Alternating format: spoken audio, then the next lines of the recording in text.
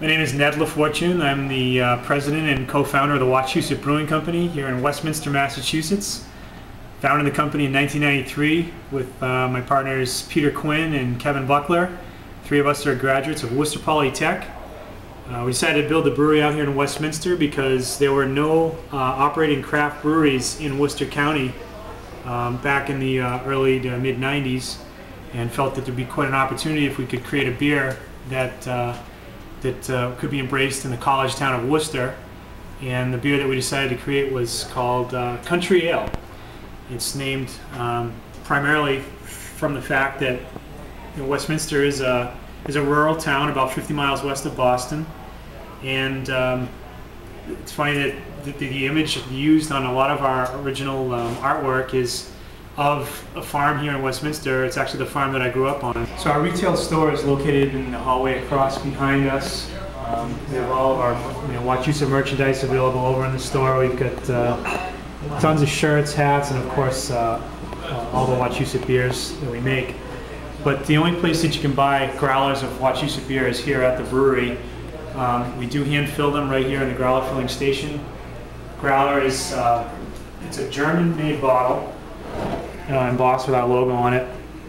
It's a resealable top, and we sell these for $20. And essentially, the thing that's unique about this is that if you buy a Wachusett growler, you own it and it's yours to take care of. So essentially, you own the vessel that you're gonna bring beer to your own home in, fresh draft beer. And the only place again that you can fill it is here in the growler filling room at Wachusett Brewing Company. One of the things that's very unique about the Wachusett Brewing Company is that our equipment, some of the equipment that's here is still hand built by the three founders, Quinny and Kevin and myself, back in the mid-90s, and it still is completely functional for us, but it's kind of changed its duty. Like for instance, right here to my left is our original brew kettle, which has now since been replaced with a brew kettle that's about 70% larger. It was specifically designed, for the brewing industry, whereas this one was hand built by us. Now this is used as a hot work receiver, so it's still a very functional tank for us, but yet it's not doing what it was originally designed to do. Every single system in the whole brewery has been replaced, except for one. It's our original mash vessel. Still some components of it that we're using today, including our mash tun, which is actually a pressure cooker that we bought in 1994. And we originally bought it when we were converted to our brew kettle. And we decided that it would work out better as a mash vessel, and here, 15 years later, it's mashed thousands and thousands of batches of beer. It still works fantastic for us. It's got great conversion of our starches, and it is going to be replaced. We've actually even acquired another mash tun to replace it with. We just haven't had time to put it in place due to the demand for our beers. Back when we opened the company in '94 and we were having a tough time getting financing, we actually had family members buy tanks for us and leased these tanks, so they earn an interest rate, but we didn't have to go to the bank because the bank was going to give us any more money. So this is what my cousin Alan Johnson wanted to have set on his tank. So this is literally his. We have since paid it all off many years ago, and we own it, but we're still using it today. We have a contrast right here, where this is this tank. This is a 6,500 gallon fermenter. We ferment 180 barrels of beer at a time. This was built in 2007. So it's a modern constructed tank. And then right here to my left, I have a tank that was built in the 60s for a dairy application that we brought in the same year. The thing about this is, although it might not look beautiful on the outside, it's the inside that really matters, and the inside is polished, gorgeous, sanitary stainless steel. So that's what we're looking for, and this thing makes a lot of beer for us in the course of a year.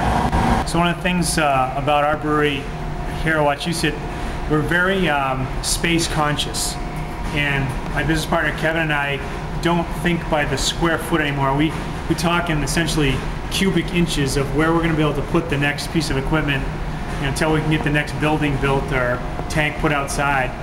So a lot of this, the bottling line was completely active yesterday, and here it is, one day later, and it's dormant in here.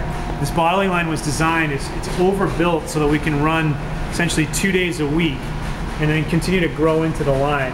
Much of the equipment is used. It came from all over the country. Every single piece here, I could tell you where it came from, when we got it and how we got it here. Then we brought it in, and fortunately our team of mechanical magicians either rebuilt it entirely or made it work for beer, and the line can run up to 200 bottles per minute. So the bottling line is really, it's really an unbelievably high-speed line with such a compact footprint. It's a very important room in the brewery. This is the area we use for our gathering of our tours, but possibly more importantly, we call this the employee tap area. And at the end of every workday, virtually everybody stops by here to maybe have a beer, and it's a really great forum for us and for me as one of the owners to give their opinions on beers that we're brewing. If there's anything that they could pick up on, any flavor changes or nuances different to a different crop that we might get in. And so I really enjoy coming down here and hearing feedback from our own employees. I think it's very important because we do know our beer pretty well.